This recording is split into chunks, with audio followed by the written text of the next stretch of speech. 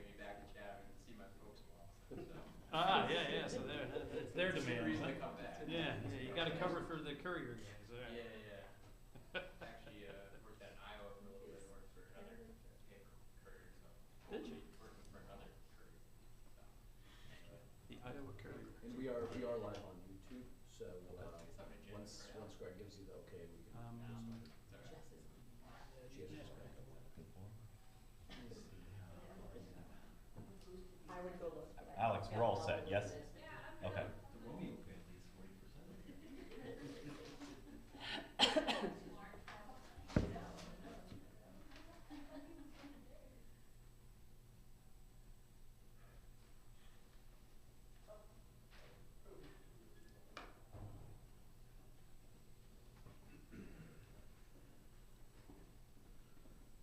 Been reclerked.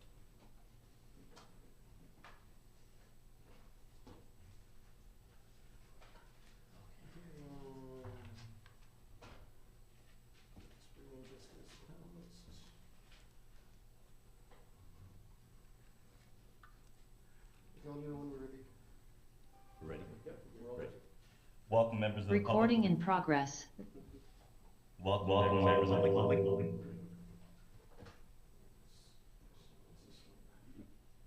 We are returning from our executive session now in the public session portion of our workshop meeting. I now ask everyone to rise for the Pledge of Allegiance.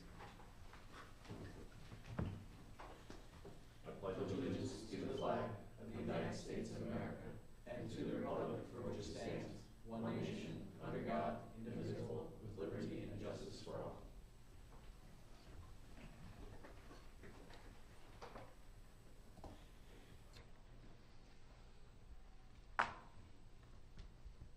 We are at the hearing of citizens. Mr. LeConte, if you kindly provide guidance. Members of the public are now welcome to come to the microphone to address the Township Committee. This is an opportunity for any member of the public to be heard about issues which are not topics scheduled for public hearings tonight. Those present may step up to the microphone to be heard. If you're watching via Zoom, you may speak during any of the public comment sessions by following the Zoom instructions to raise your hand. Whether in person or online, when you are recognized to speak, please mind the following procedures. Please say your name, spell your last name, and give the name of your street. You do not need to give your street number. All public comments will be limited to 3 minutes. Rather than use any of your time answering questions, the Township Committee will wait until you finish speaking before they respond. There are 2 public comment sessions on tonight's agenda. Each member of the public will be limited to 1 comment of up to 3 minutes during each public comment period. And Mayor, we do not have any written comments tonight from the public. Great, thank you, Mr. LeConte. Do we have anyone online? Raise their hand. We do not have any raised hands at this time. Thank you. I now invite members of the public to approach the mic, should they desire to do so. Hi, Jessica Romeo, Pine Street. I just wanted to make an announcement for the Environmental Commission that on Saturday, April 26th, from 10 to 12, maybe 9:30 to 12, we've got a lot going on at Shunpike Field Castle Park. We're going to showcase our tree restoration project. We're going to plant a few red oaks, northern red oaks, to add. A few of the oaks look like they were taken down over the winter. I think they were diseased. We have a cleanup, which helps with our Clean Communities program. We are giving away 75 free trees, all native species, northern red oak, persimmon, and flowering dogwood. What else do we have going on, Marty? I can't read this, it's too small. The cleanup, the trees, the replanting, and the The trails. Yeah, the trails. Celebrate Trails Day. So 3 of the Chatham trails, Lewanika, Shunpike, and Green Village Pond will have docents from the Open Space Committee there, handing out information on the trails in Chatham, Township and Borough, and helping people, appreciate and appreciate and explore what we have in town. That's the same day? Same day, same time. Yep, we coordinated it so it's all together. Oh, okay. And then after that, everyone for can one head day. up here to the Spring Festival. Yes. Busy day. Yes, Very exciting. right. Did you mention a time for April 26th? 10 to 12. Yep. Thank you. Thank you.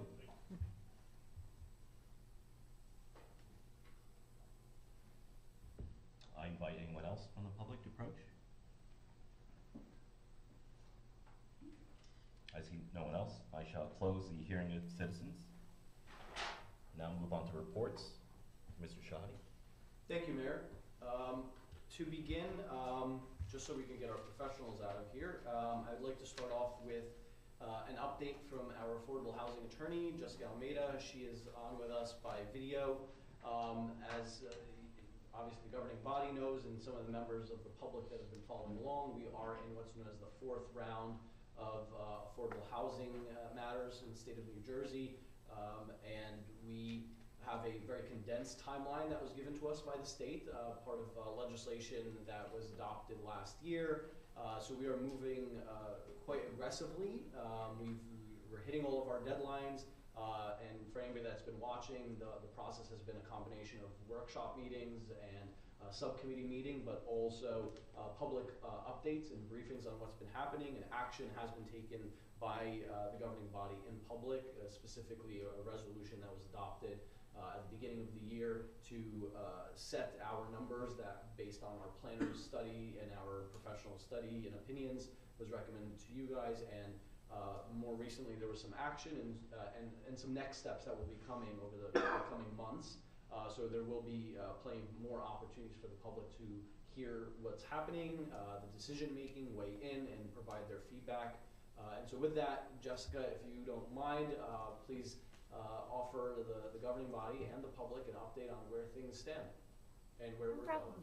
Thank you. So, as our township administrator has discussed, we are in the 4th round of affordable housing.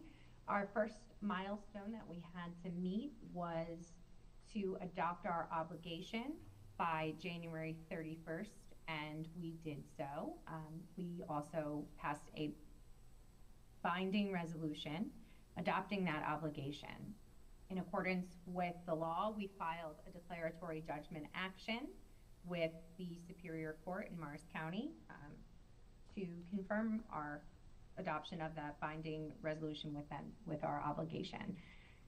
In the meantime, the Builders Association of New Jersey challenged every single municipality in the state of New Jersey who did not accept the obligation that was recommended by the Department of Consumer Affairs, the DCA.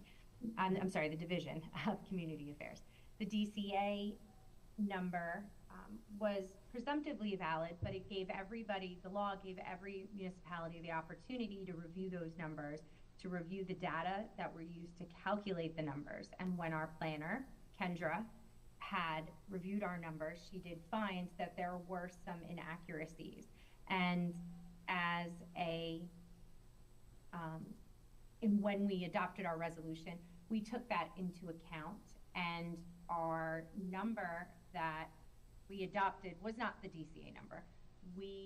Our initial, and I'm just pulling up the number so I have, our need that we adopted was 141 units as opposed to the 156 that the DCA had published.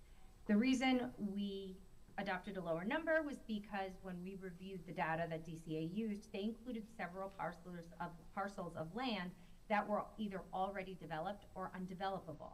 And if they were undevelopable, we shouldn't be using them to calculate our obligation.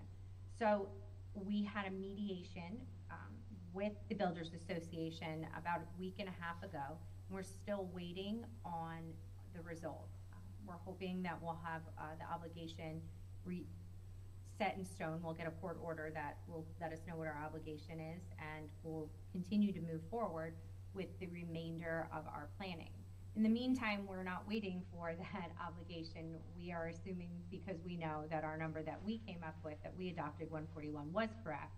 We have been working with our planner, Kendra Lely, to put together the skeleton of our 4th round plan, which includes not only our realistic development potential, but also our unmet needs. So we're looking to address both of those numbers, as well as our rehabilitation obligation, which is something else that the DCA also set for us. If anybody has any questions for me, I'm happy to answer, but the next steps that will be coming up for us is we will need to have the planning board of the township will be adopting the housing element and fair share plan in May, and the township committee will need to endorse that plan by the end of June. So those are the next big milestones that we have coming up in the 4th round of affordable housing.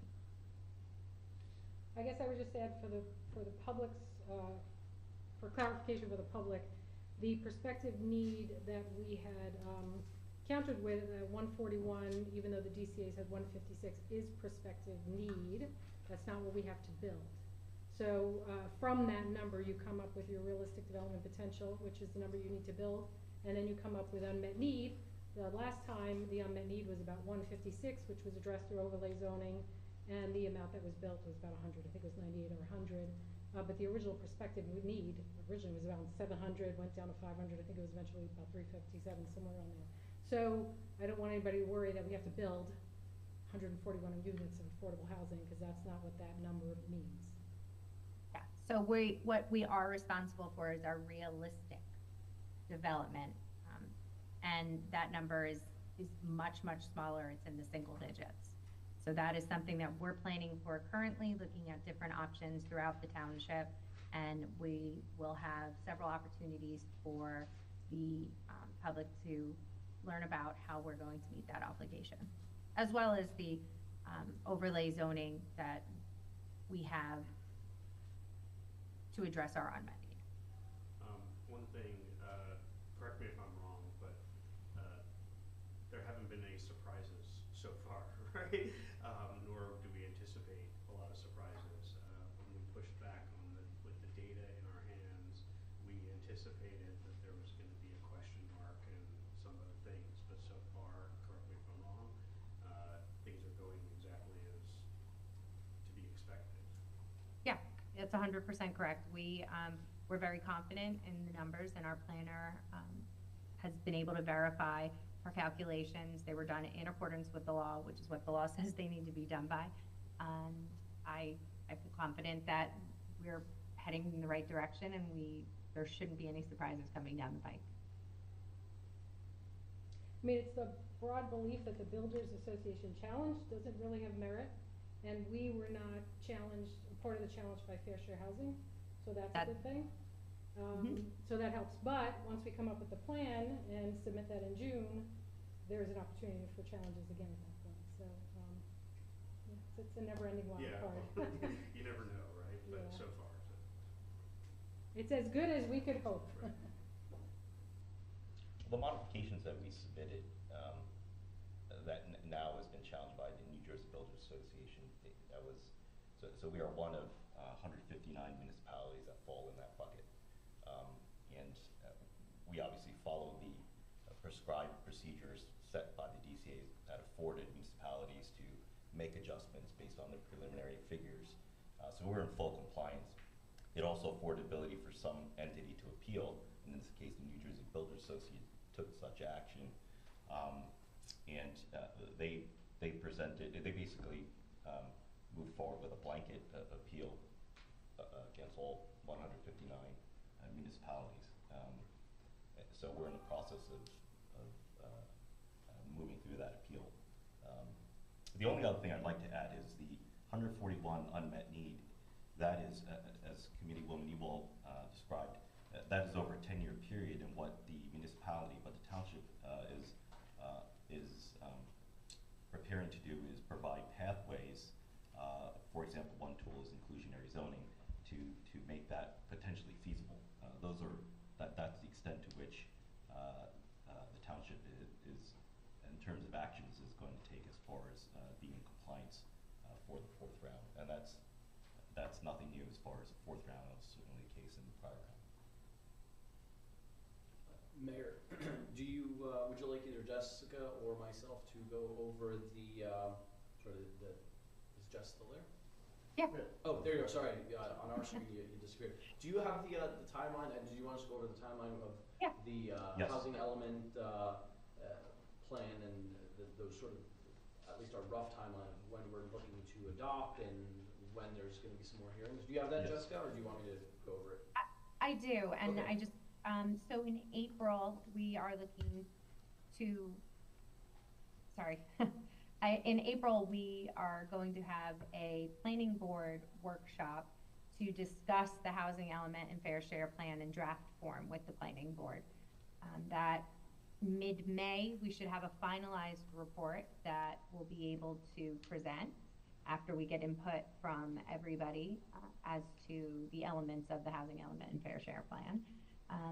In late May, I believe that is the target that we're going to have a public workshop for everybody to present the plan and to show how we're going to meet our obligations.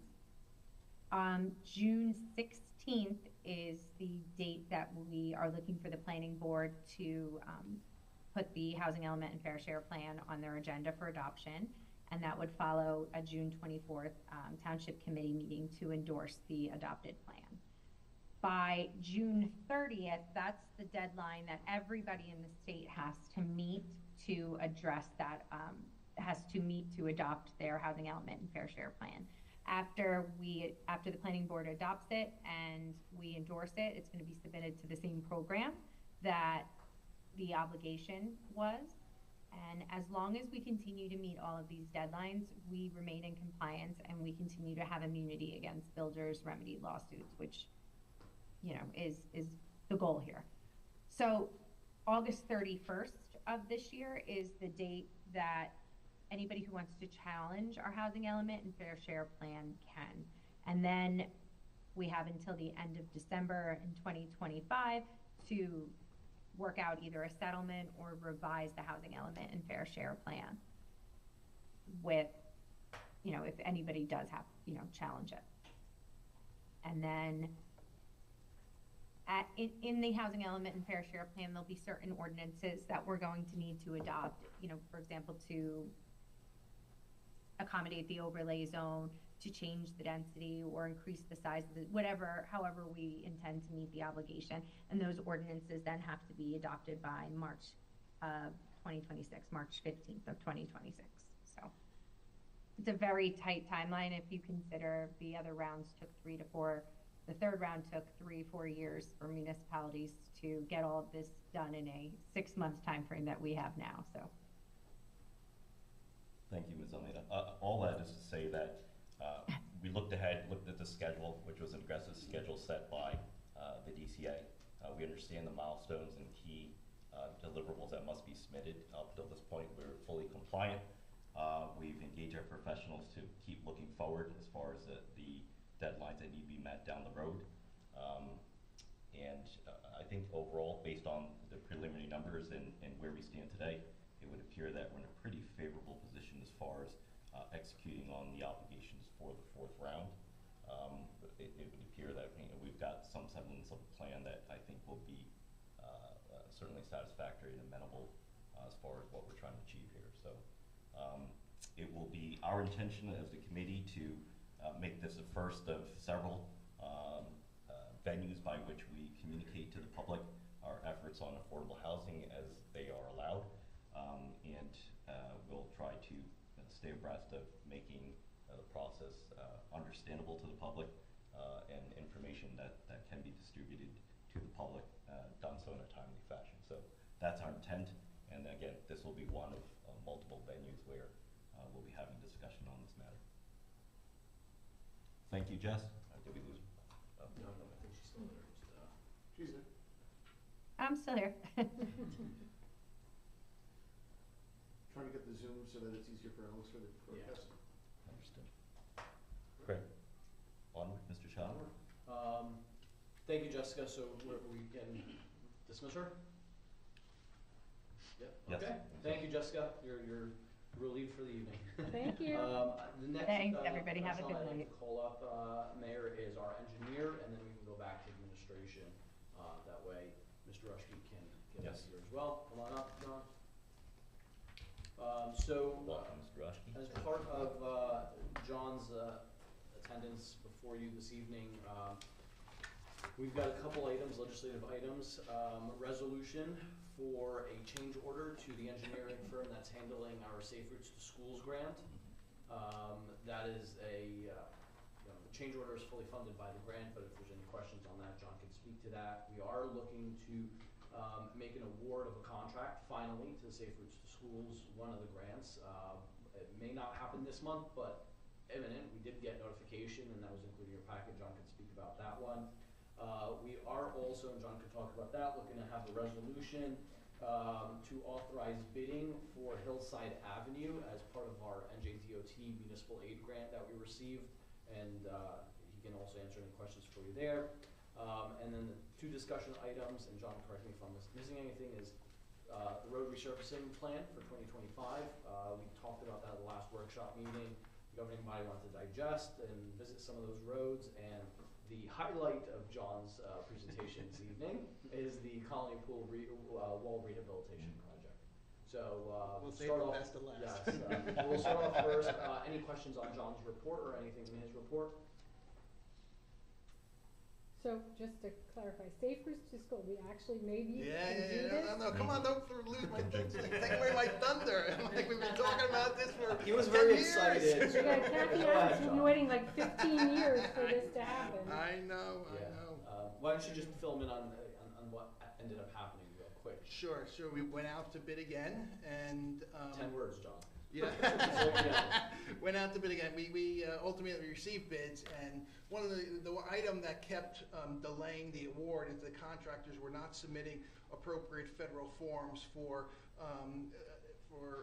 minority firms to be part of there's an obligation to have a certain percentage of their contract as a minority firm. And no one was filling out the paperwork. We bid this project 4 times. This is the 4th time we did it. We had multiple bidders. The first bidder immediately wrote a letter indicating that he made a mistake on the bid and asked to be taken out, and that's follows public contract law, and he was allowed to do that. The second bidder was reviewed by NJDOT for compliance with those federal forms. They did not complete it correctly, and so and following the federal requirements, we had to give that contractor an opportunity to appeal the DOT's decision, and that could have lasted another 6 months. And so we were all hoping that the contractor decided he wasn't going to appeal, and that's what happened. He didn't appeal. So then we went back to the DOT and told them, okay, the contractor is not going to appeal. Now they reviewed the third bidder, and the third bidder did in fact submit all the forms correctly. So we were at a point where we have a potential contractor that we can award. I was a little nervous. I contacted the contractor because under the public contract law, you're supposed to award contracts within 60 days, and we're well beyond the 60 days. But he said he'll honor his price. He'll give us extensions, whatever we need. So he's willing to hold his prices so that we wouldn't have to get more complicated with this.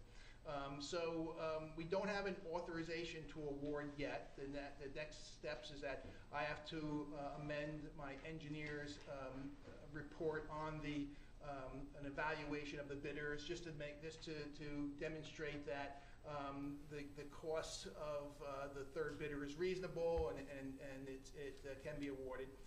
We also need a legal review of that. So we should be able to wrap those up quickly and get them to the DOT. I'm not sure how long the DOT is going to take to review those and ultimately give us that authorization to award, because that probably goes down to Trenton, and hopefully that doesn't turn into a black hole. But if it can be awarded quickly, we do want to try to award that project as soon as possible, because once it's awarded, we have to get contracts executed.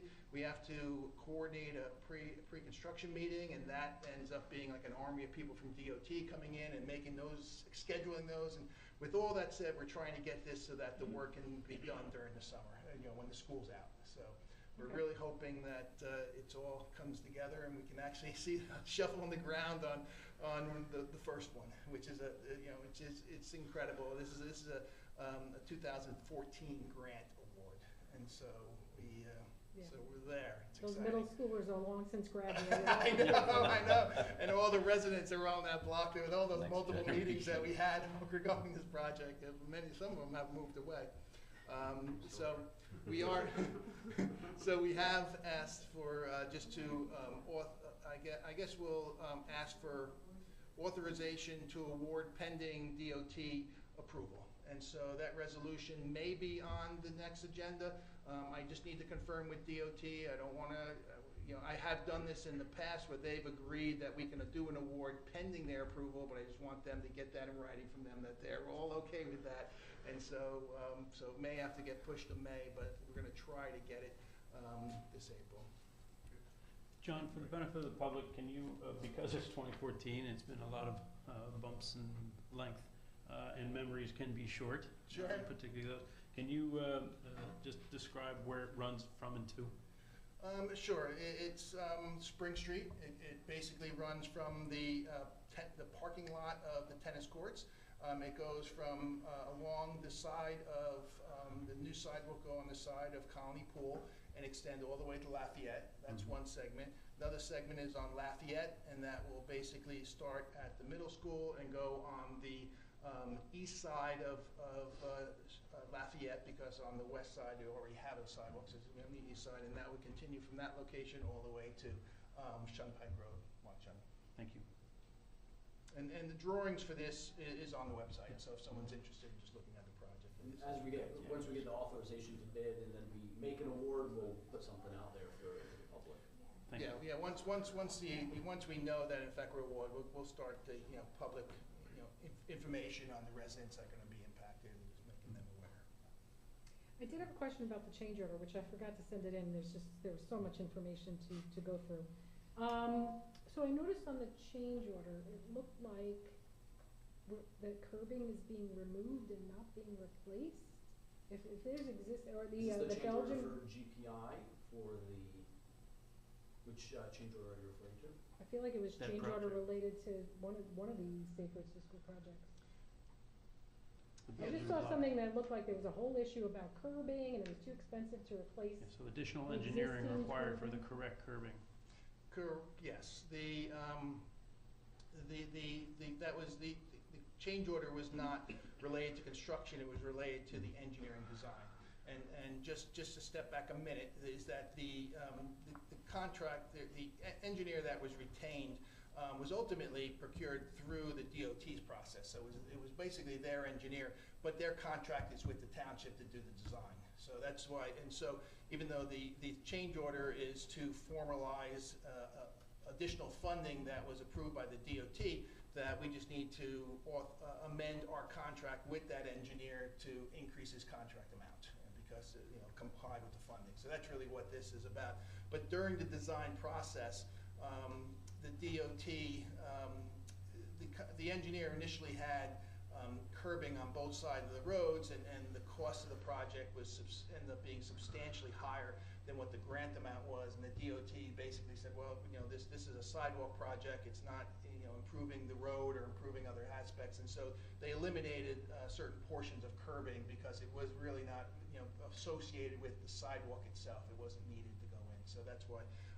And that's some of the things that we're going back and forth with some of these other design, because when they did a lot more. They kind of did a lot of scope creep, and they kind of went beyond what the original intent was of the grant, was just to put the sidewalk in. Okay.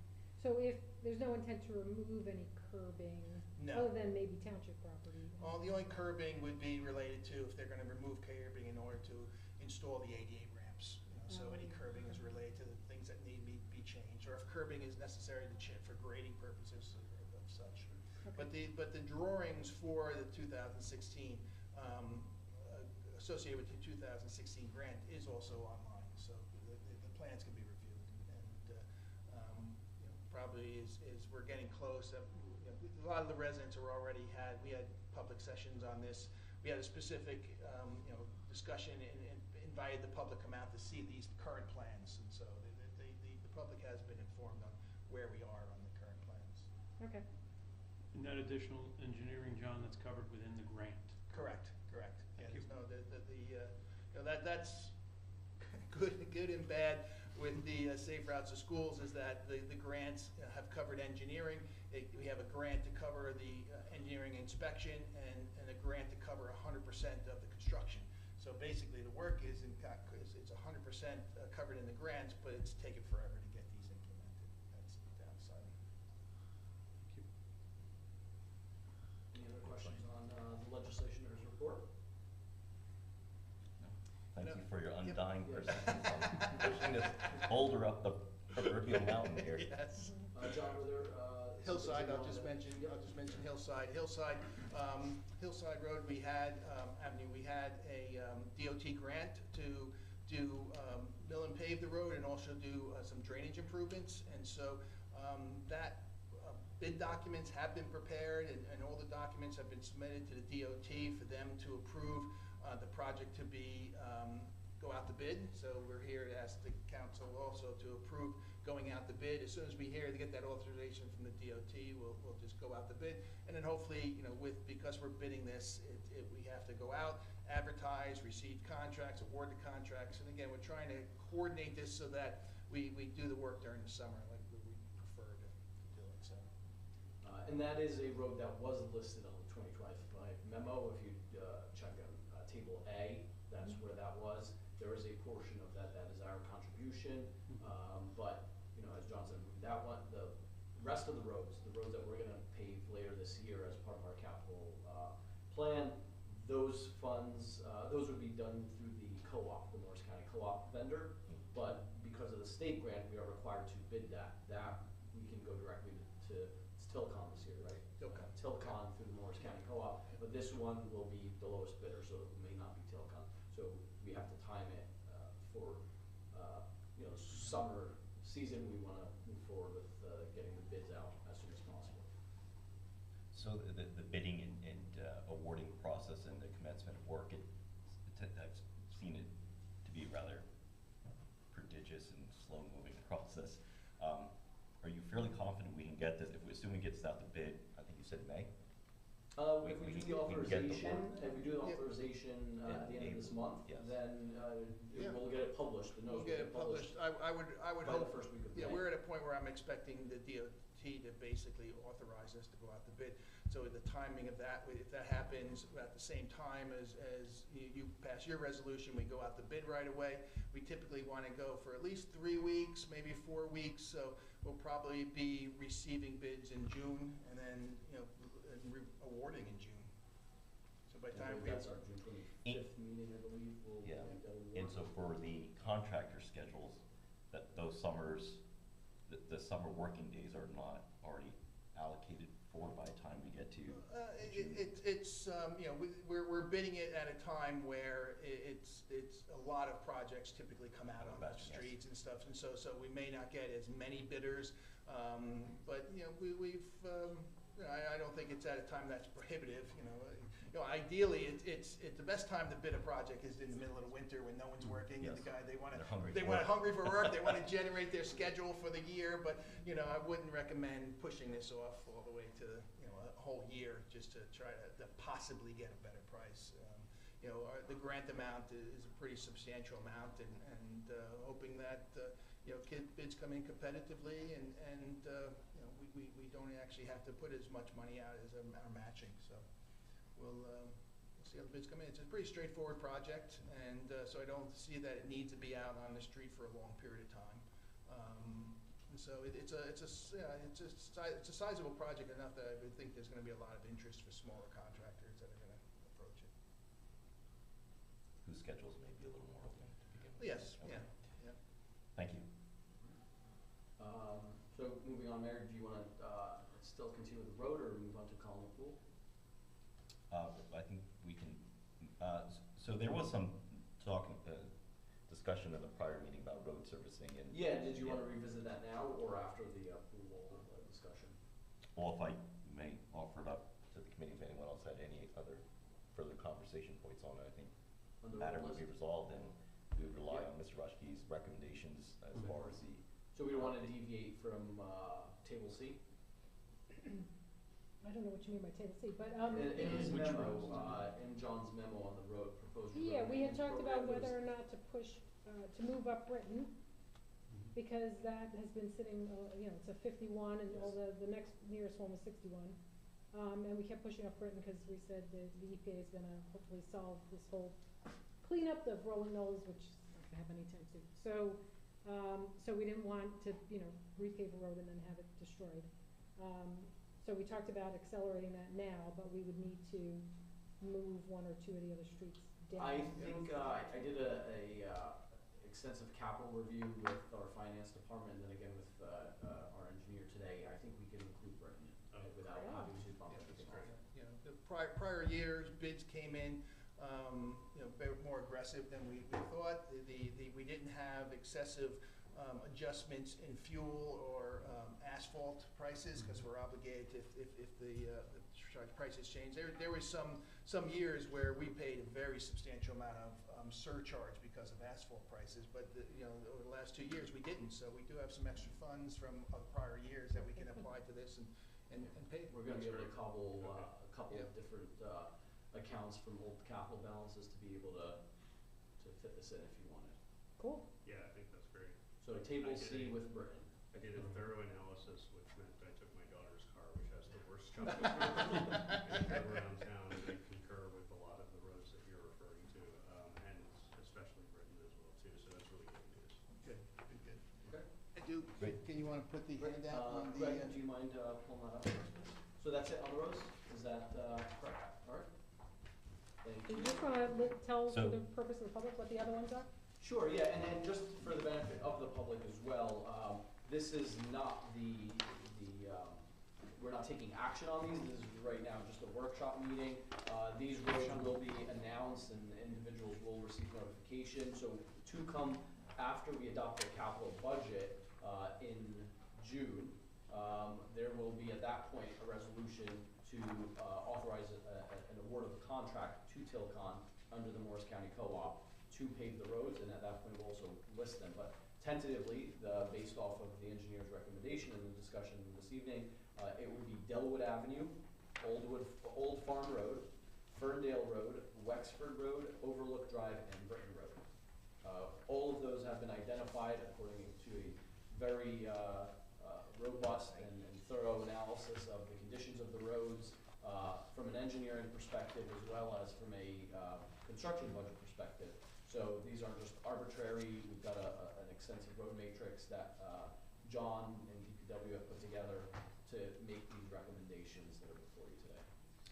For members of the public, Mr. Rushke, would you be able to guesstimate rough timeline on when that road work would occur, or is that premature to do so? It's premature right Okay. now. We will do our best to get on the contractor's schedule to schedule the work for July and August. Typically, we want to do that work, but many other towns do the same. So we're struggling with so the quicker that we can award and get a PO to them. The quicker we adopt our capital budget, the quicker we can make Yeah. the award of a resolution to be able to certify the funds. And so it's all these towns are kind of on the same cycle. We're all competing on our operating, our capital. It's whoever has the funds First to the buzzer. available to certify first is doing it. Yeah. But this is following the same timeline that we did last Yes, year. yeah. So last year was pretty much the same thing. In June, we adopted a resolution that was contingent upon clearing a stopple on our capital ordinance. And John, Rich, and I had a call with the contractor. We pushed him along, and we're like, get started soon. And Yeah, luckily this year, Tilcon won the Morris County Co-op, and they're a much larger contractor. They've done this in the past, and they have multiple crews that can keep up with a lot of work. And unfortunately, last year, the contractor was much smaller. They won all 3 contracts for the areas, all 3 districts, and they just couldn't keep up. And there was a lot of towns that actually didn't do their paving last year because the co-op didn't get to them. So I have to compliment Z, because we got the owner on the phone. He's like, you have to I come. fight hard for that. Yes. All right, so on the TV are 3D renderings, very rough 3D renderings. They are rough. Yeah. You forgot the sand, John. I don't Yeah. know where the sand stars and where the grass. But no, this is to give a depiction of the engineering plans that were put on the website. We did email the Colony Pool members. These are based on the plans, the second set of plans that last year were reviewed by the governing body and presented to the public based on feedback after the first initial set. So, John, do you want John to kind of walk us through what these plans depict? We've got extra copies, could we just let them circle? I'm gonna look up the screen.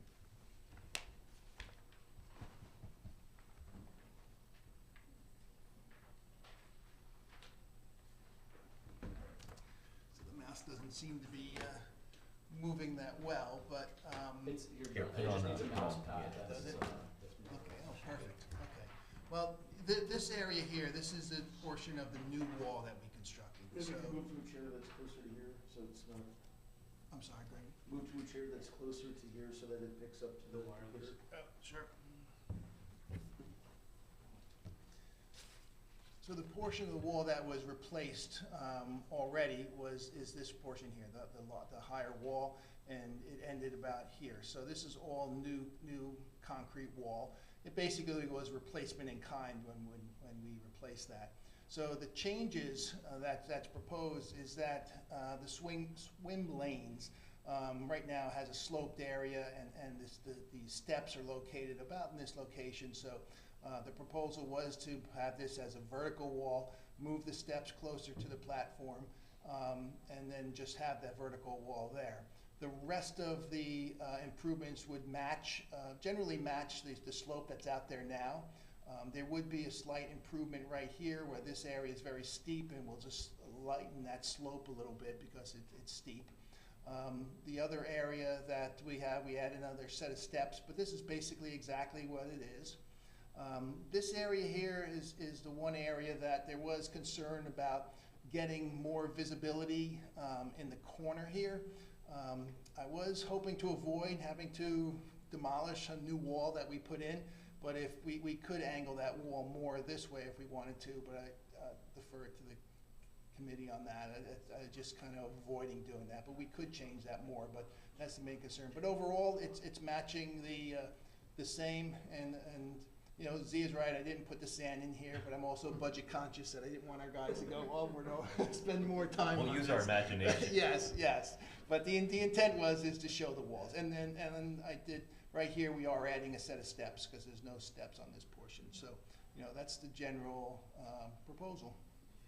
Could you scroll through the perspectives, John? Sure. You have, what is it, 9 or 8 slides there? Just scroll them out, yeah, you can just scroll through the mouse, or just so. Oh, does it, okay, oh, there it goes, okay. So it's the same proposal, just different angles, Yeah, right? just different angles, so Exactly. if, you know, gives Exactly. people a perspective, there's the stairs again on Yeah, that the far stairs on the side, on the structure side, and the steps. You know, just continuing, looking on this side, again, the steps, moving the steps closer to the platform versus having the steps out here, and here's the vertical wall, the added set of steps here, and again, this area right here, it's very steep on this end, so we wanted to just flatten that out so it's more uniform over this entire area to make it more consistent with the rest of the slopes.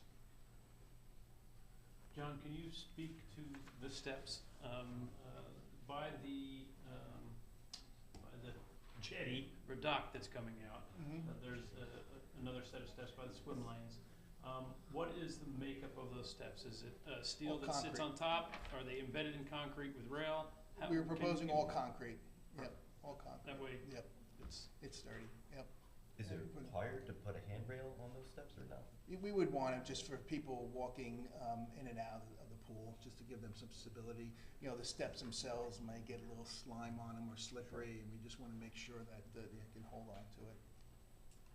You know, usually people, when they're getting to the steps, they may be tired, so they just have a place to hold them.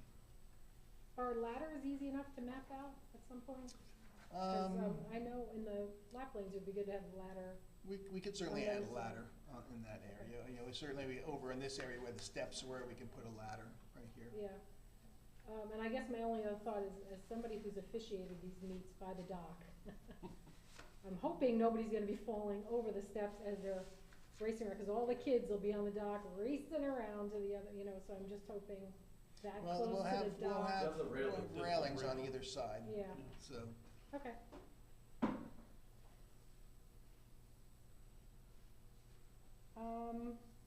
And then is there gonna be a ladder, the old stretch, I'm trying to remember, there's ladders by the diving boards, by the, Yeah, I didn't map the ladders that are here. Yeah. There's already existing ladders Okay. on this. I'm just wondering if we need another ladder, and yeah, right there. Right there. Let's just keep it in mind. Frankly, yeah, I don't believe we need one there. We can look at it, though. The preference would be, this is is a much shallower area. We don't want kids jumping or anything in this area. You know, we'll put no diving on the locations. And, sorry, go ahead, because otherwise, well, I'm gonna look them up, but the Colony Committee had some questions that I wanna make sure, why don't you, John, you mentioned that portion of the wall, the existing wall, so we are leaving that wall intact and locating the slope piece with the two staircases to be in line with that? Or are we reconstructing that vertical wall? This vertical wall is existing, and Okay. we would demolish what's the In existing. order to remove the jog out, yeah. Correct. The blind spot, Yep. okay. Yep. So we'll put an angle on there, and we'll tie, they'll drill drill rods in and you know, set that properly to the existing wall. But that we would propose, right now, I believe it's a 90, we'll just put an angle on it to improve that.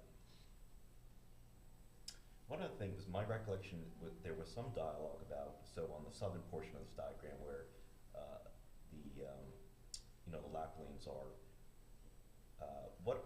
is there any hard surface around the pool there, or? Yeah, there'd be a sidewalk. Okay, Yep. so that'll be concrete. That'll be concrete, yep. So the questions I got, today there is a walking path around the entire perimeter of the pool. According to our understanding of the draft plans, the walking path will stop at the smaller playground and doesn't appear to be continuous as it is today. We're not touching that walking path, right? No, that walking path around would be the same, and then in the same path that you have that's there now, we're gonna be putting concrete on top. Yeah, I don't know if they meant the outer one.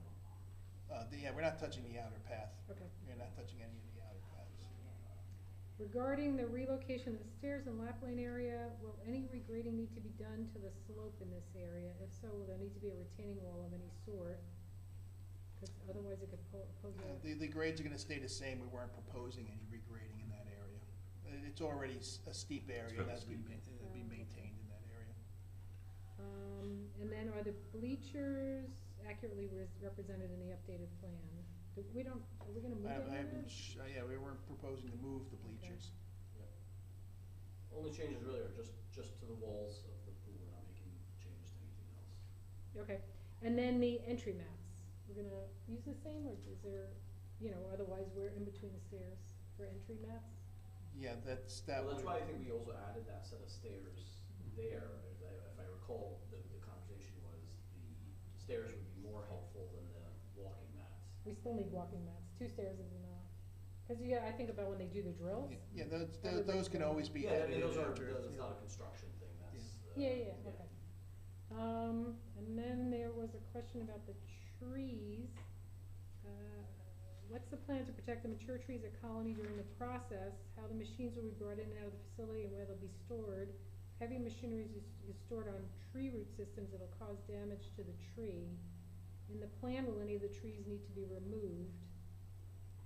Yeah, we're not proposing any tree removal, and in fact, we're not proposing, we'll define what the limited disturbance for the contractor, what he has to stay within, so we define that. Okay, You know, he doesn't get free rein. okay. I think that's all the questions I have. I'll check again, but.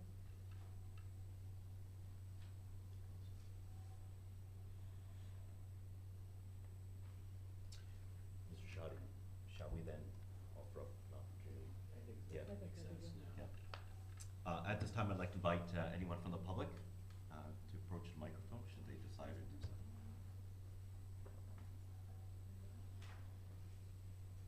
Similar as this before? Yes.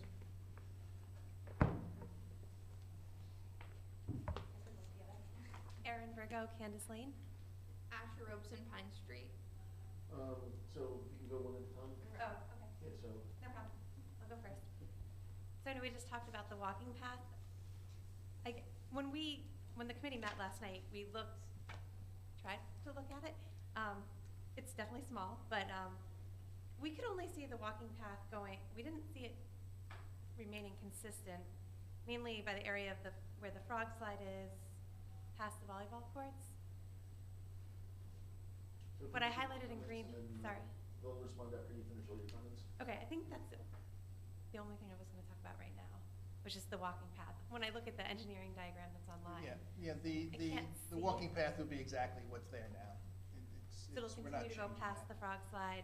Yep, what's there now will be, we're not proposing to, Before you respond, are you done? Yes. Okay. yeah, we're not proposing to expand anything. The only change that we're doing on that side is going to flatten this slope and then add this stairs in. Other than that, the paths are gonna be the same what's there now. Okay, so we don't see them on this diagram, is that gonna be a problem? Just to clarify, so the diagrams are really just intended to, as engineering drawings, just to reflect the changes. We didn't put everything on the drawings that They're not fully relevant to be engineered. changed. Okay. So that's why they may not show on there. It's the only thing that were really shown were those relevant to the wall design.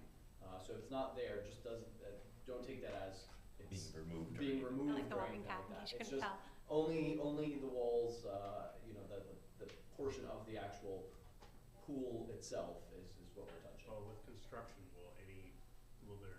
there any potential damage to the walking path then in light of her conversation, and or is there a plan to repair it if, like, I mean, I know it's Yeah. not the what if situation, but you're Well, leaving it alone. Yeah, correct? we're defining the limit of disturbance, and if a contractor goes outside the limit of disturbance, if he Okay. damages anything, he has to repair it.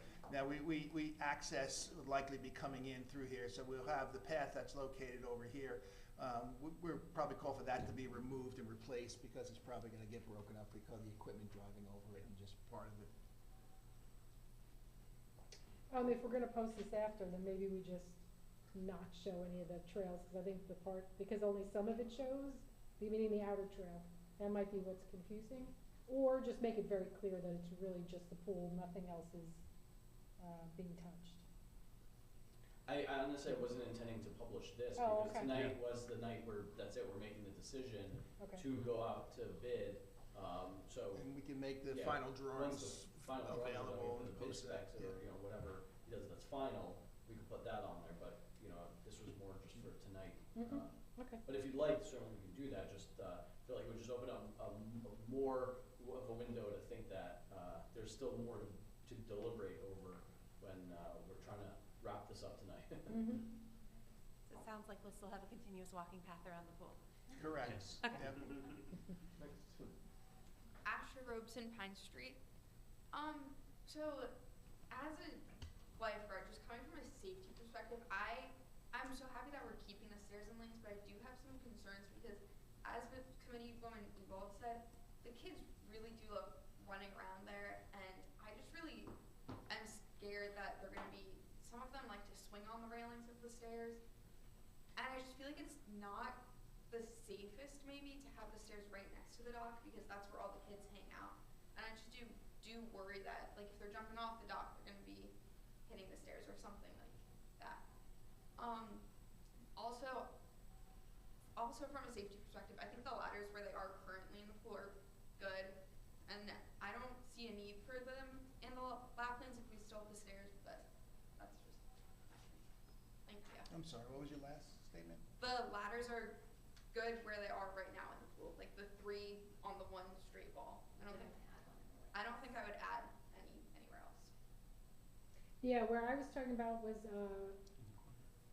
on that one lap lane, so where the stairs are. If someone gets tired in between. And it's more so because the stairs are near the dock, yeah. Yeah. That there's, oftentimes the another- little kids on that end, it's hard for them to get out, so if they can go over to the, especially when they're only doing a 25 and then to try and get out.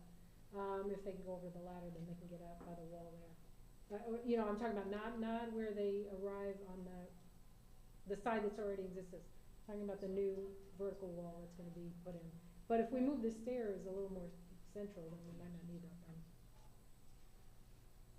I think it's a fair point, because if the stairs are next to the dock, and to the extent children jump off the dock, you're inviting children to come in towards the dock in order to access that. I'm all for Yeah. eliminating this and just putting a ladder here. So if that's, right, we put this, we inserted this in to keep it, so it's not protruding out like these other ladders. That's actually into the slope and coming in. So the end of the ladder is gonna be aligned with the wall. So it's recessed Yeah. into Well, the whether slope. it's a ladder or stairs, perhaps offset it, I don't know what it would be appropriate, 10 feet away from the dock. Okay, right? yep. Because you're yep, inviting yep, children yep, to swim towards the dock where other children are theoretically Yep. jumping off the dock, right? Yep. And you can have a child swimming underwater, which might not be immediately visible from the child's about to launch him or herself into the water. But I Right, definitely- that's your concern? Yes, yes. Okay. But I definitely do think it should be stairs because many of the senior citizens use the lap lanes and they won't be able to, some of them will have trouble getting in if it's just a ladder. So I think the stairs are good that they're still there. Thank you. So what are the Thank you. is there opportunity to move it farther? Yeah, it's Yeah. done. Like Yep, this? yep. Okay. Consider it done. Hi, Jessica Romeo, Pine Street. Sorry, Ms. Romero, one moment. John, just so everybody's clear, because you said it's done, Yeah. and this is it, Yep. could you point with the mouse where you're Yep. putting the stairs, I'll so probably put everybody it- can, 10 or 15 feet away, just to keep it away, and then this will be a vertical wall, so it'll be a vertical wall, indentation for the steps, and then a vertical wall. everybody's good with that? Okay. And when you say that, I'm looking at Mike and Maureen, who they swim laps every day. So as long as they're good with that, they're daily users of those stairs. The mats that Committeewoman Ewald brought up, I know it's not a construction thing, but they're important for the safety drills, and there are some people, I remember some people speaking last year, they had injuries, so they couldn't use stairs. They needed to walk down a gradual incline. So, not that it matters to this drawing, but what else? Oh, the paths around the perimeter, I was a little confused. The area here, it looked like these were gonna be 6-foot paths, 6 foot wide I don't recall. It's on the a much, drawing yeah. here. So, I mean, I guess my question is, what will the paths look like? What will the width be? And what is the material? Currently, it's Blacktop. blacktop, so yeah. it blends in, it just looks less, you know, if it's concrete, like the white, gray colored concrete, it just screams at you and it's loud and it's hot and it's not as inviting as what's currently there, and it just kind of blends in aesthetically. So that was the paths around the perimeter, how wide? So we'll just make it, it doesn't matter to me, asphalt or concrete, so, I think both of them Just are one hot. second, John, let's wait till, Oh, okay, yep, yep. Since you've been Yep. meeting, but we let them go Yep. first. And then I know Committeewoman Ewald said something about possibly putting a ladder here. My concern there would be kids love to dive under there and pull up mud. And that's a really great spot to collect mud. Someone might get stuck under a ladder. Right? Yeah. I mean, it's a thing that the kids do there. They collect mud. They're not supposed to, they get in trouble, but they do it.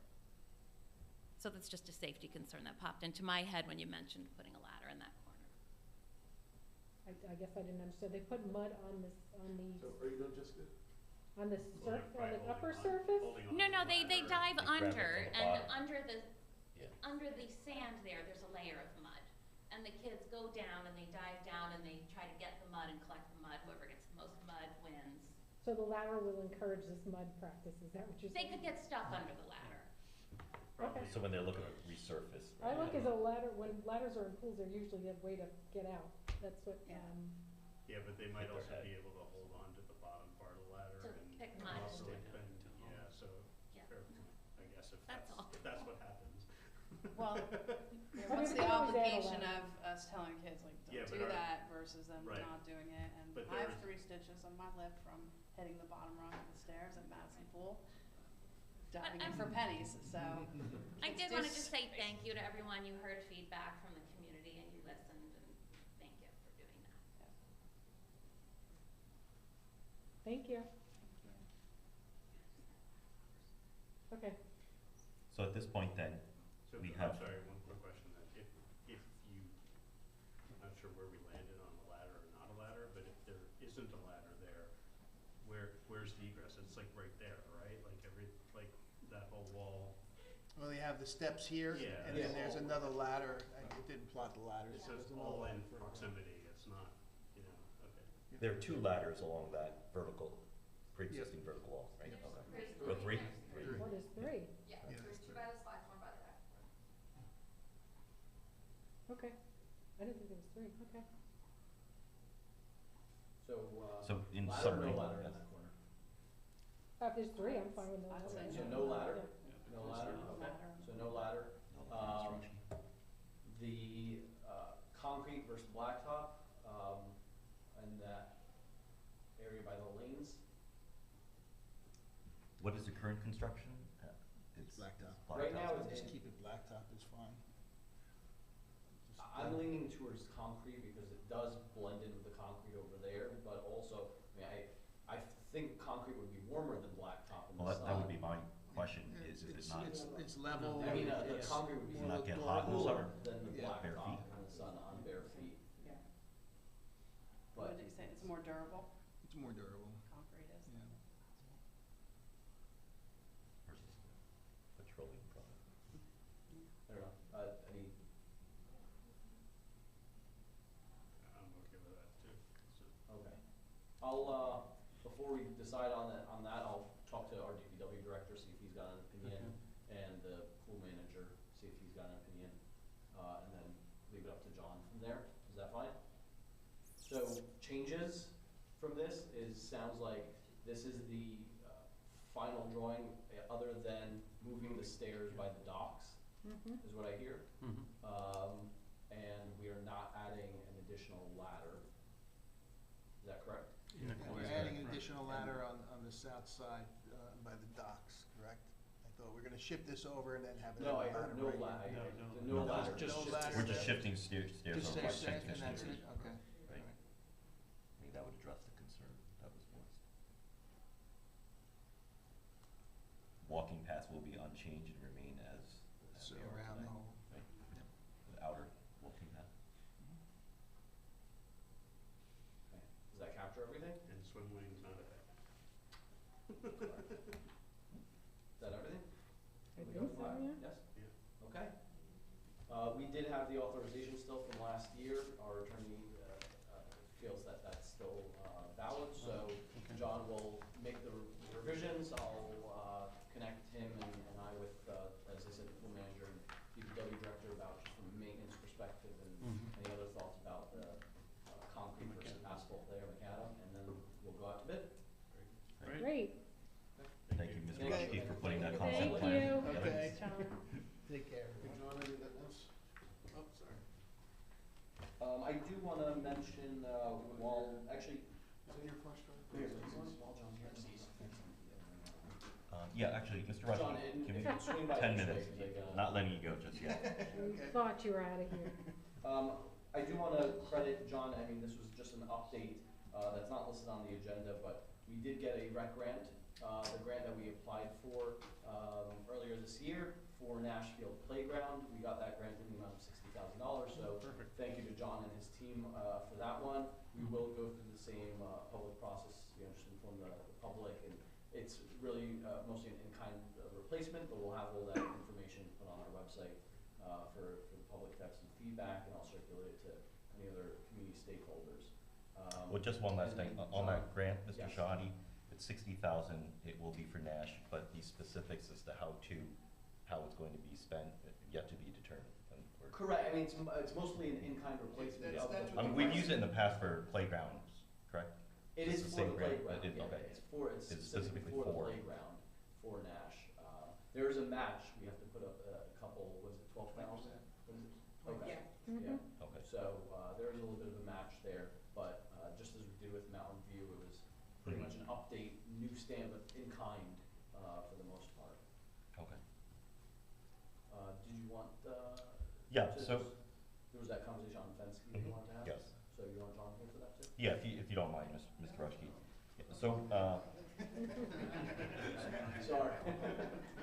in 2024, the township acquired a parcel, block of 48.16, lots 121-22, approximately 18 acres, commonly referred to as Fensky property. This is a large parcel of land next to Nash Field. It was a open space connected transaction. It is something that I believe, and it's my opinion, that it's an opportunity that presents itself to us as far as putting some thought into a plan to utilize that parcel for some amenities or services or some sort of project that would enhance that piece of land, which is next to Nashfield.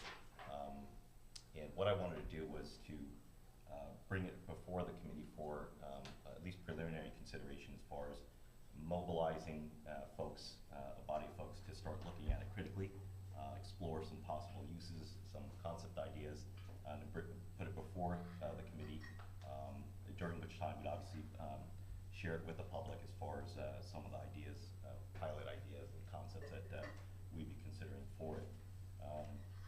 It is a large parcel of land. Not all of it is obviously can be manipulated, it's a minority portion, but some things to consider. It is next to Nashfield, which is an actively used field. It does have existing acute parking challenges. There is also the Green Village Connector Trail, which is forthcoming, and that connects to Nashfield, I think, to the rear of it. So I think there's a timely opportunity to consider some what appears to be some present-day needs or challenges and some activities, development activities that are going on there to consider a larger, more cohesive plan to make that part of our township even better for the community. So with that, I'm preliminarily thinking, and by the way, Mr. Rushke, the reason why I'm going to keep you here is there has been prior work that's been done there, sort of exploratory work as far as some concept ideas on what we could do with that. So I think we certainly want to dig that up, and if you could sort of kind of refresh our memories as what was considered in the past, and to what effect, if any, that we took sort of additional steps. It's a great piece of property for as having a large walking path. It's not a piece of property where we're going to put a soccer field or we're going to put anything type of active recreation. It's a lot of wetland restrictions there, so it's going to be passive recreation in that sense. We can look at if we can expand the parking lot. That may involve an individual wetlands permit, so maybe some challenges to expand the parking lot. But there is an ability to, because there's an existing driveway, we may be able to just enhance that existing driveway with gravel and put maybe even a small parking lot in the back to open that area, because it really is a beautiful piece of property once you walk in the back and you get towards the, it butts the great swamp, and it's just a beautiful piece of property. So we'll look at how we can best utilize it. So I remember, I guess there's two things I wondered about. I recall that there's 3 buildable acres that we looked at some point potentially put fields if we needed additional field space, so that was feasible, but that parking was a challenge. But the other thing is, I thought the Morris County master plan factored in taking, that connector trail and then trying to continue eventually down to. Oh yeah, no, we can easily come off a branch off that connector trail and bring it in. It'll be a short section of boardwalk, because that area still floods, and it'll be a short section of boardwalk, and then connect into a walking path that can connect right into the Fenske's property and come around, and it's, like I said, it's a beautiful piece of property in the rear and such. It's just, I don't believe we can look at it more, if there really is a passion to try and get some active recreation there. I can just say it's going to be a very difficult hurdle to get through with the DEP on that. That's the reason why the property was never developed in the first place, because of the restrictions that you have in there. You have the wetlands, but then you also have riparian zones off the streams that go through there. So it'll be a challenge.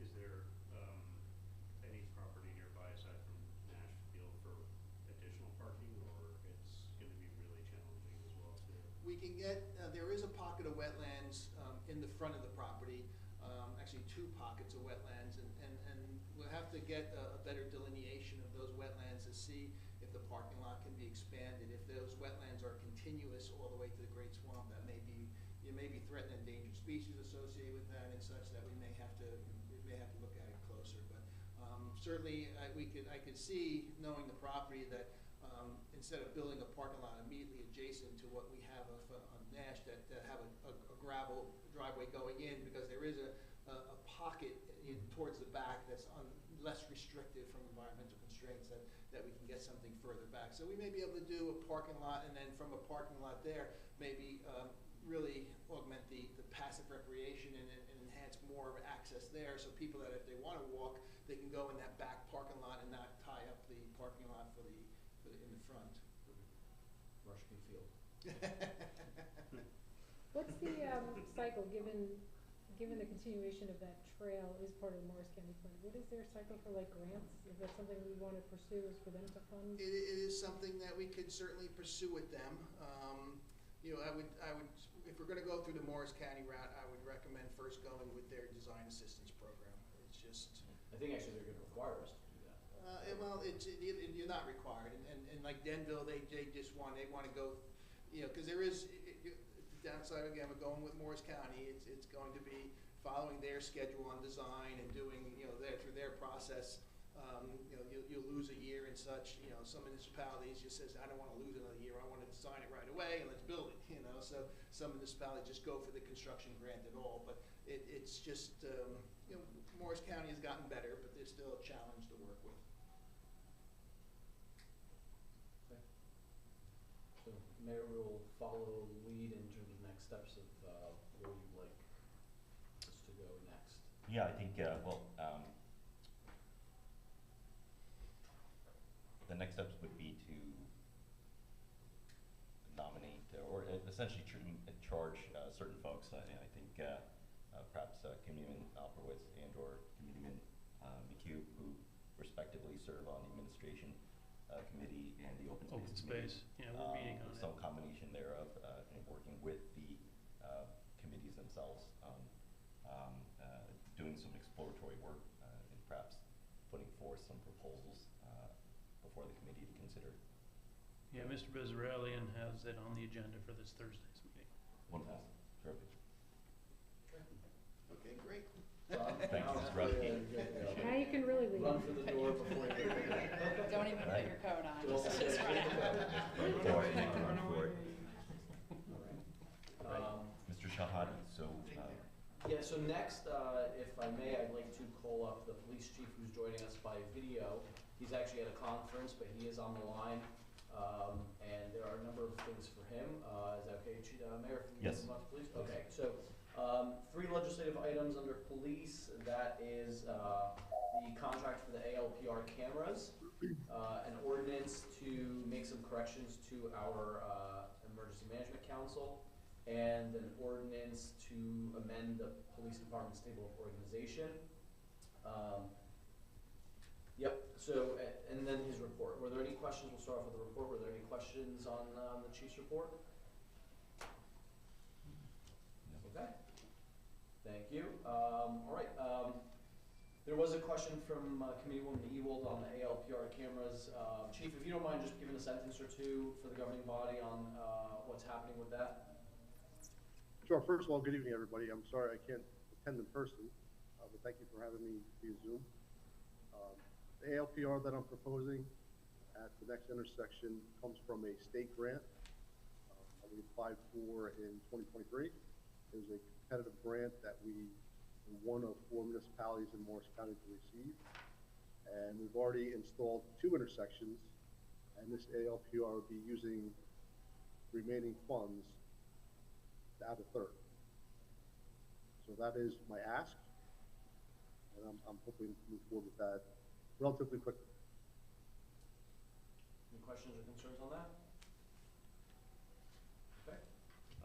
And the other item is the correction to an ordinance from, I believe it was 2023 on the LEMC.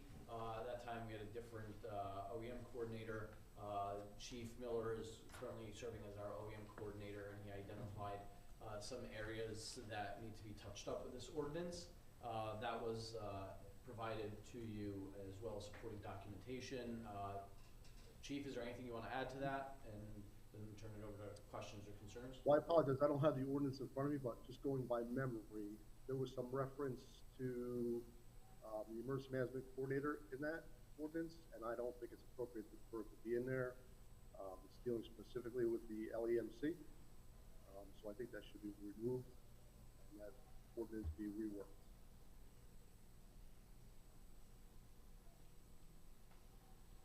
Okay. And The last item is an item that the Public Safety Committee did review, I think, was it back in January we reviewed that? And the chief did prepare a memo on a requested reorganization of our table of organization for the police department, which would increase the number of sergeants by 1. Any questions? You want the chief to talk through that real quick, or? Maybe for the benefit of everyone else. Yeah. We have Chief, if you don't mind, conversation. just give us a quick summary of the requested change. Sure. The current ordinance allows for up to 2 lieutenants and up to 5 sergeants if there's only 1 lieutenant available. So I'm looking to get that changed to 2 lieutenants and 5 sergeants. So I'm looking to promote another sergeant, have him or her run a detective bureau and traffic safety. Currently, it's run by a lieutenant, and currently, our workload has increased. Lieutenants need to be focused on more higher management tasks, and I strongly believe that we need to install a sergeant back in that position. So Chief, I think I understand that, so we're going to have a sergeant whose roles and responsibilities would be enhanced beyond what is current for that particular sergeant. And the detective count, so the one detective, or the detective function would report to that sergeant. My understanding was it was a net headcount change of 0, so would work.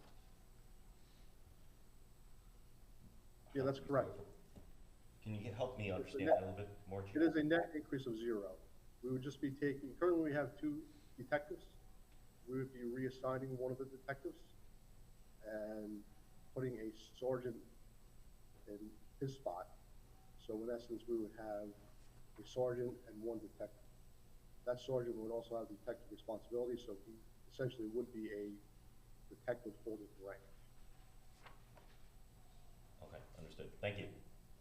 Because a detective is not it's an assignment, and it's an assignment at the chief's discretion.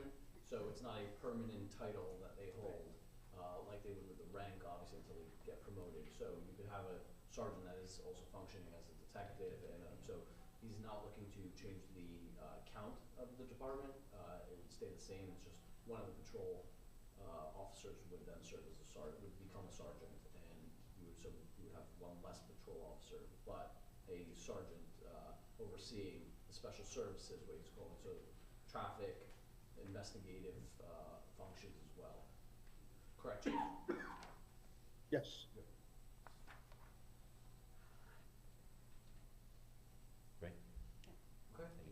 So we can move ahead with that. Thank you, Chief. Motion. Thank you. Yeah, I have no questions for the chief, that all works out. I didn't see the ordinance though in the packet. We didn't have the draft order. It was or which The I'm sorry. OEM one. The OEM ordinance. I didn't get that, Oh. and I'm not concerned, but, I'm yeah. sorry. Let me see.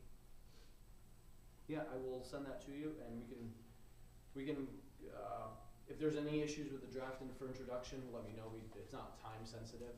We Yeah, can I'm not always worried about it. It postpone sounds like it's just, cleaning some stuff up, so Yeah. not an issue. Do we have a new one? I don't think we had a new. Not a new one, I guess it was the old, the old ordinance and the requested changes. Those, were not in here.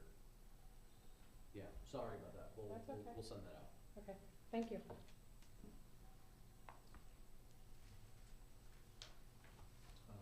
Okay, anything else for the chief? All right. Thank you, chief. Enjoy the rest of the conference. Thank you. All right, Mayor, so with that, we'll go back to the top. Start off administration, prospective resolutions or ordinances, the Vernon Grove Settlement Agreement Amendment, possibly, we discussed that in executive session, so hopefully in the next 2 to 3 months, we will have something for that. There was a request to add a discussion item of bylaws in the order of business.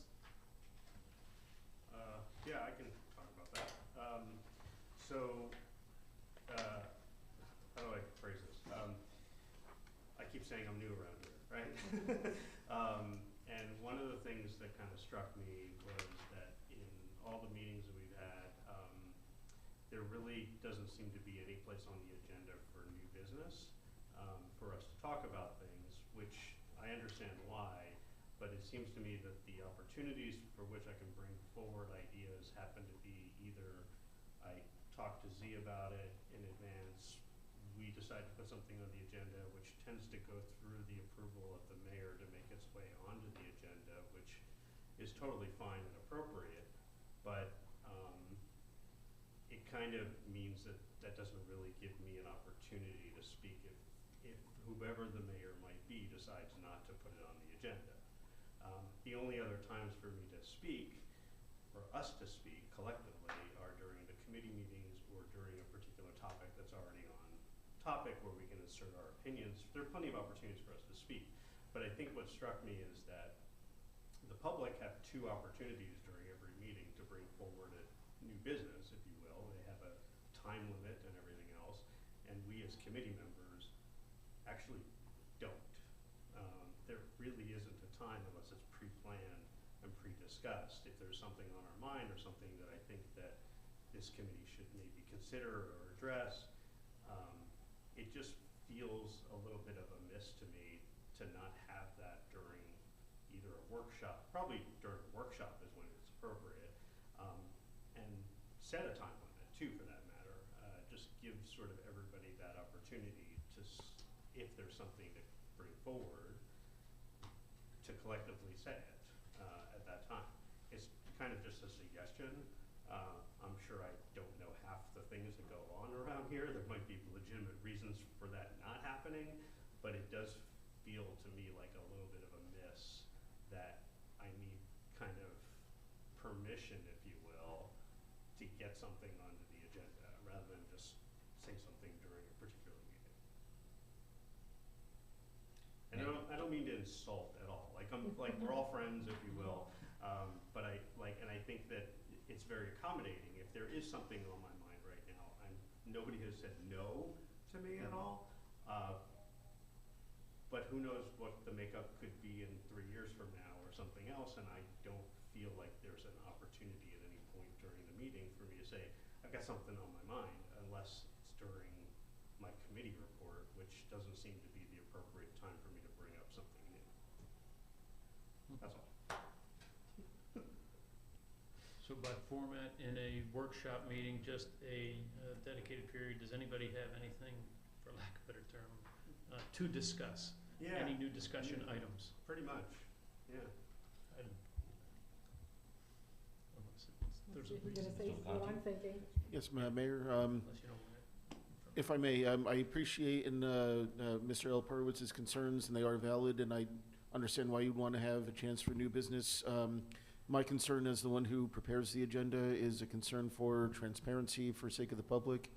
And we get agendas out in advance so that way the public knows what we're going to talk about before the meeting starts. So that way if there's something on the agenda that they want to talk about or hear about, the public has adequate notice to tune into the meeting or come to speak during hearing of citizens.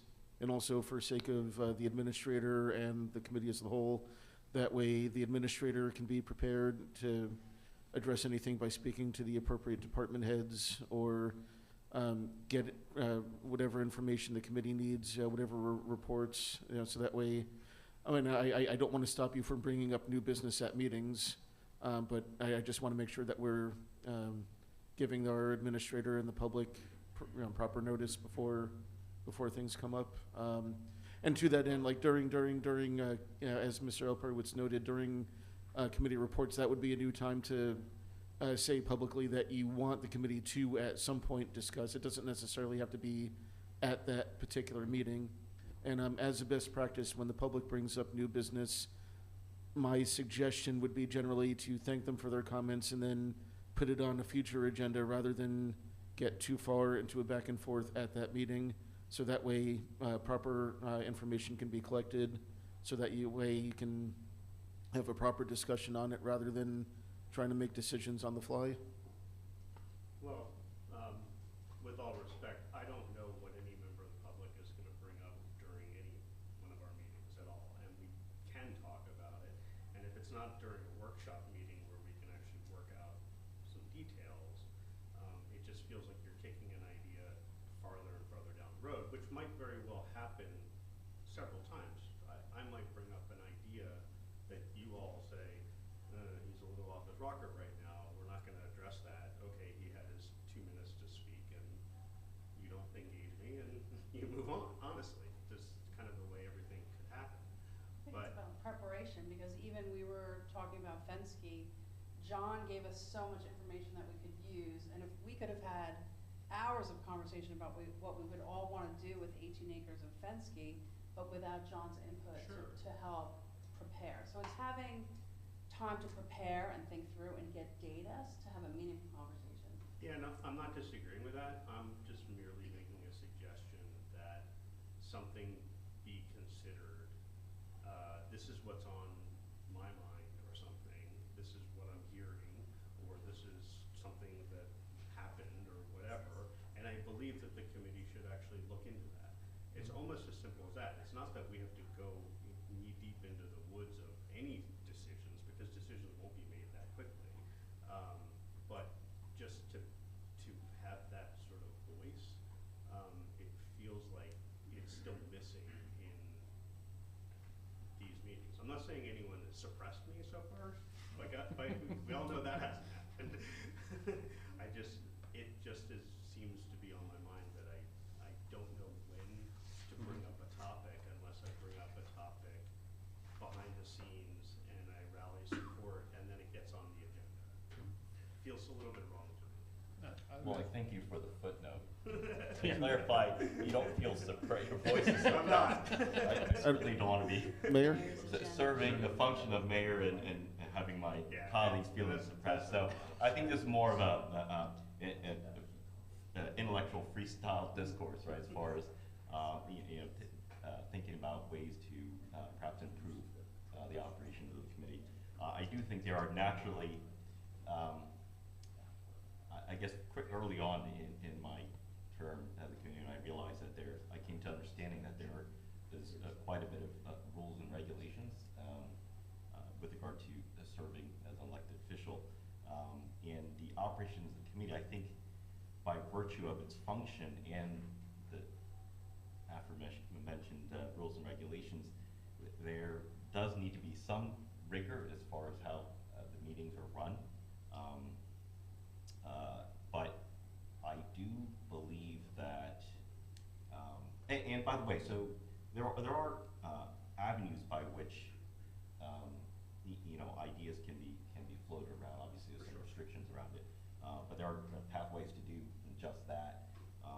I think we're just talking about to be able to sort of have those conversations publicly for the benefit of the residents or general public at large.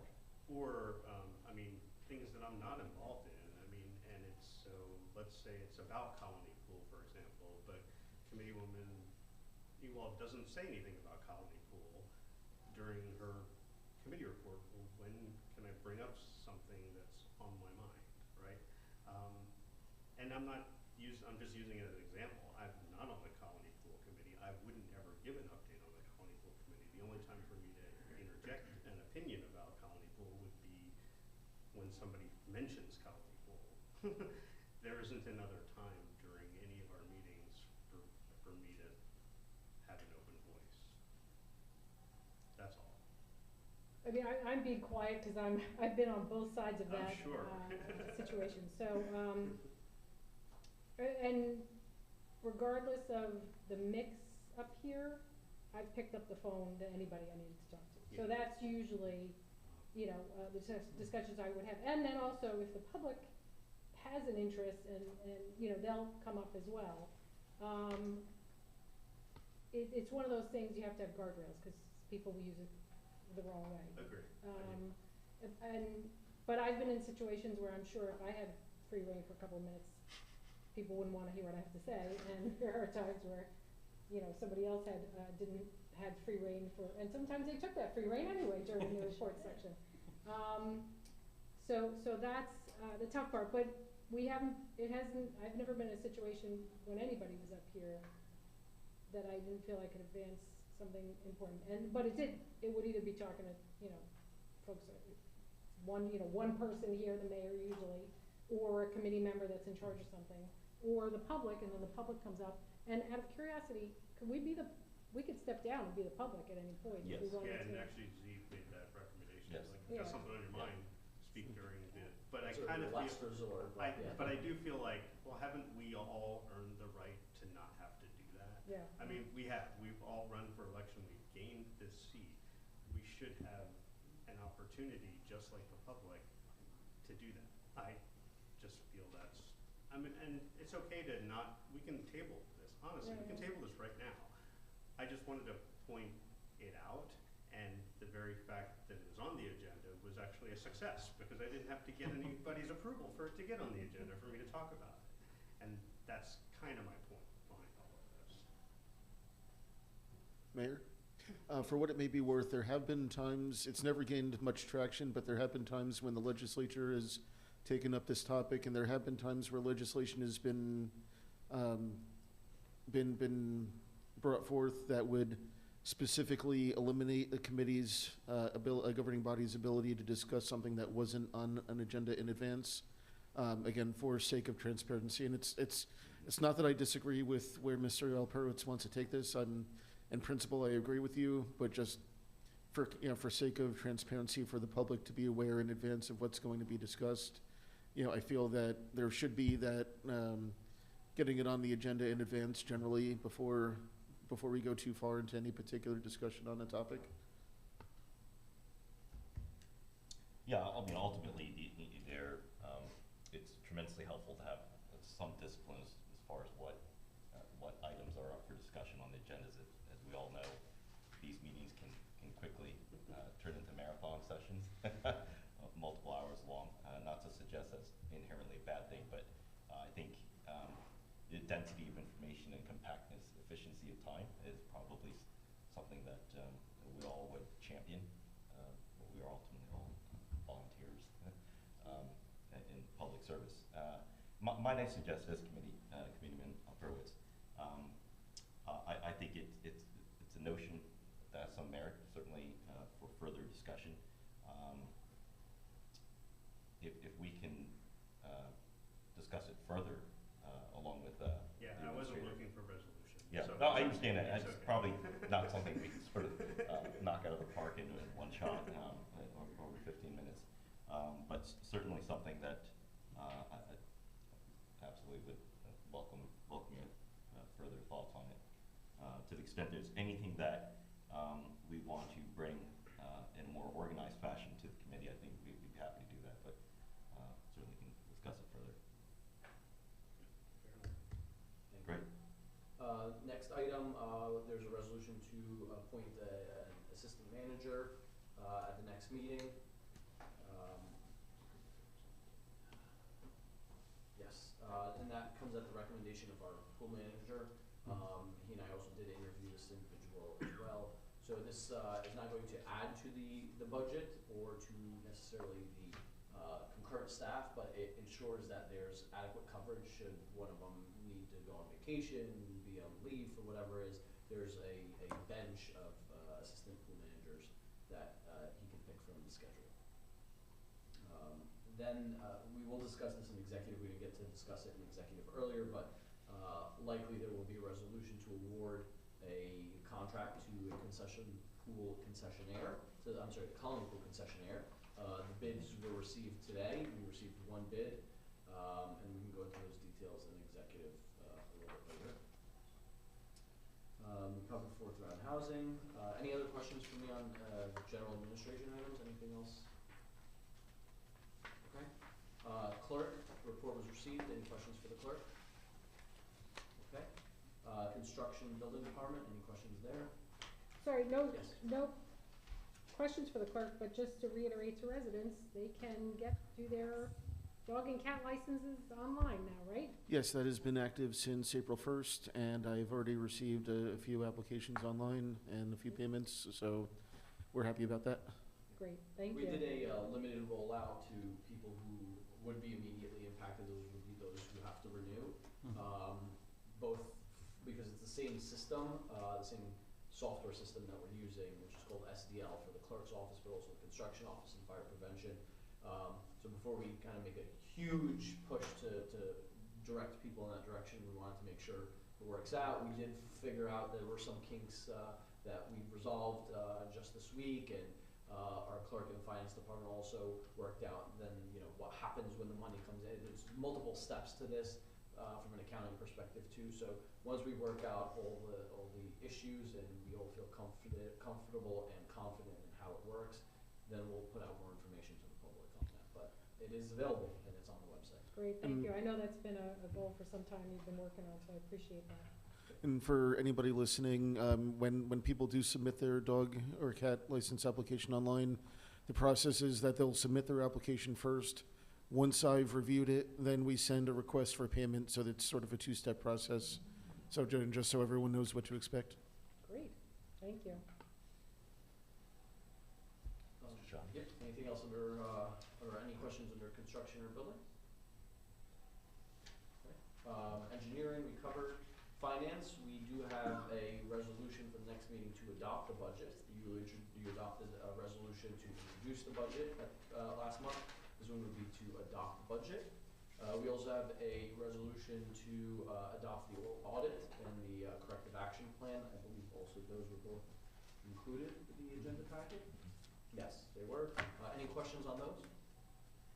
The item on the audit is the same item we have year after year, which is it's segregation of duties, but it really comes down to personnel. It's not a huge issue. Our auditors haven't, slapped our hand and said you have to do this, but it is an issue in a lot of municipalities, especially small ones, where staff is limited.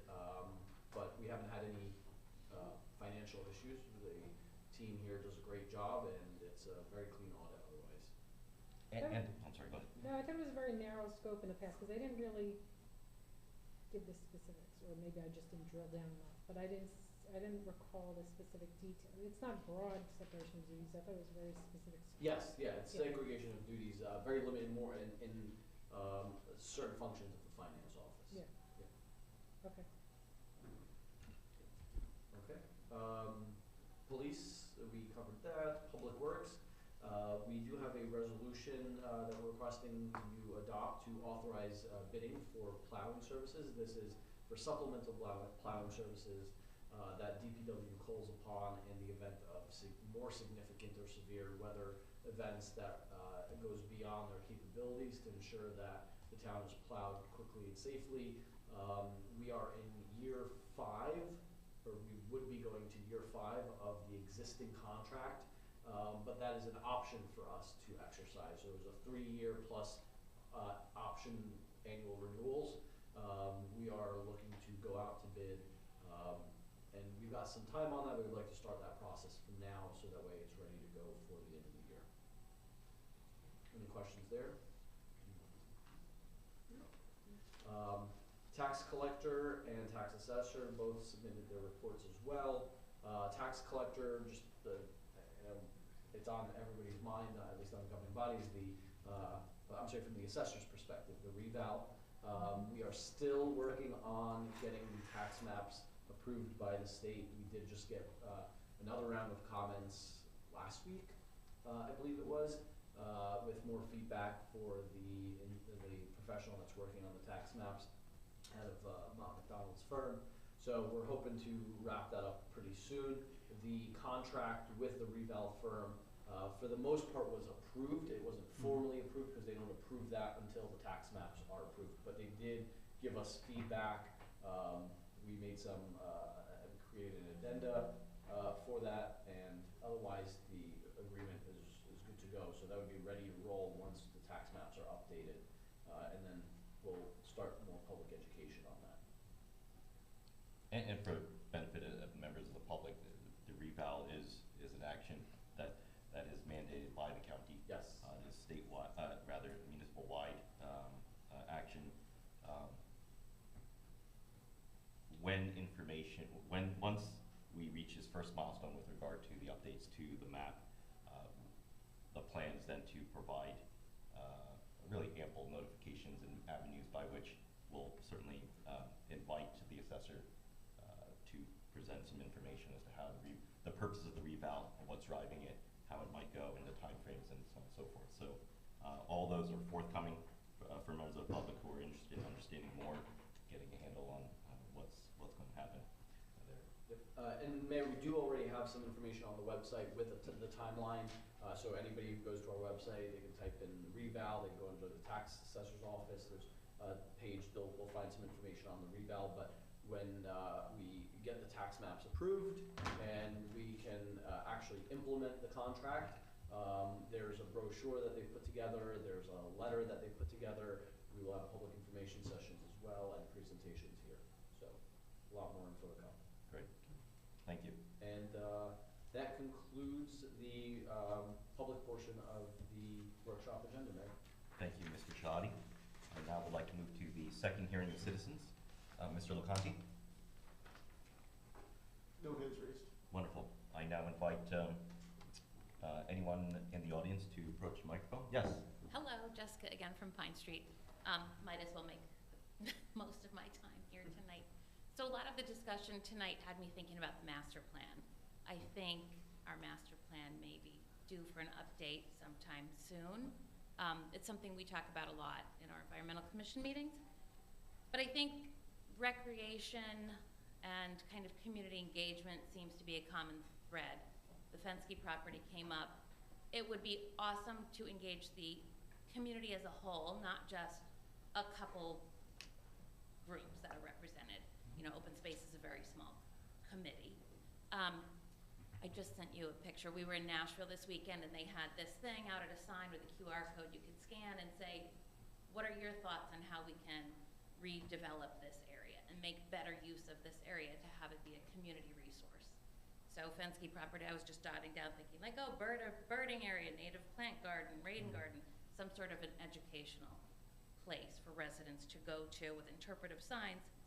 It got me thinking there's ways to engage the community if people want to be engaged, to bring them into these discussions so it's not just a couple of people who are the same people all the time talking about things that happen to this community. That was it. Thanks. Oh. Thank you. I've also noticed a lot of kids lately riding bikes and stuff, which I think is fantastic. So skate park, if there's any way to revisit that topic. Potentially create a healthy place for kids to play. Doesn't involve them on video games, on their phones, vaping, things like that. They're outside playing, out in the fresh air, getting some exercise, making new friends. That whole topic just kind of got dropped. I think it's an opportunity for the community to maybe rethink where can teenagers and tweens have a place to go. Thank you. Thank you. The earlier suggestion of activating our liaisons or committee heads certainly didn't intend for that to be construed as they would be in an enclosed environment, sort of driving the process and making decisions.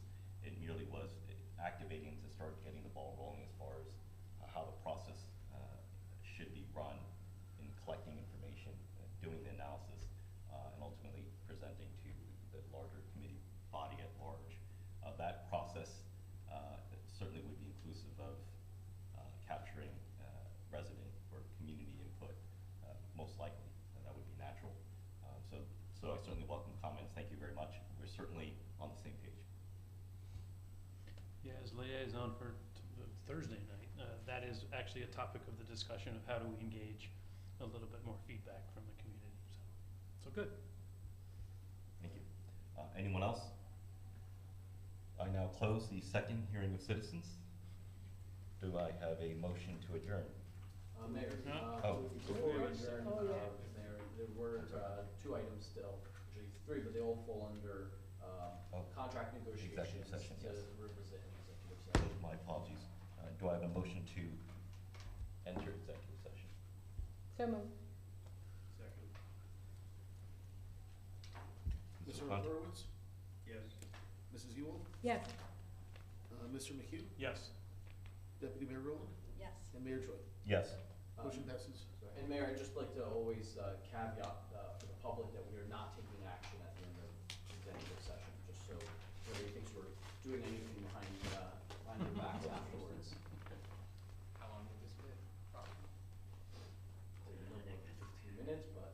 but it's gonna conclude right